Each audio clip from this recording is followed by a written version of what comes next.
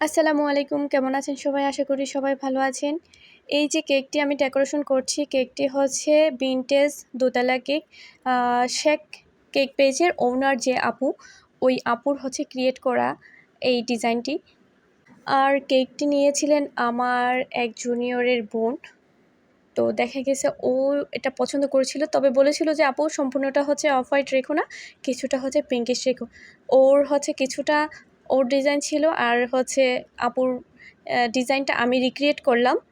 যদিও কার্টিসি দেওয়া মানে উচিত, তারপরে হচ্ছে অনেক সময় অনেক পেজের নাম থাকে না, বা দেখতে পাই না, বুঝি না যে কোন পেজের ডিজাইন কাস্টমার দিয়ে থাকে। আপুর কেকটি দেখে আমার এত বেশি ভালো লাগছিল যে ভাবছিলাম যে কবে যে আমি করতে পারবো।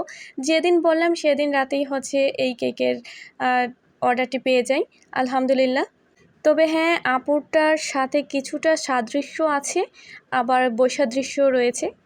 পুরাটা তো সেম করা যায় না, যাই হোক। তবে আইডিয়াটা হচ্ছে আপুর পেজ থেকেই নেওয়া। এই কেক বানানোর পরে আমি টেনশনে পড়ে গিয়েছিলাম যে আমি কি হচ্ছে ডেলিভারি ম্যান দিয়ে দিব নাকি আমি নিজেই দিব।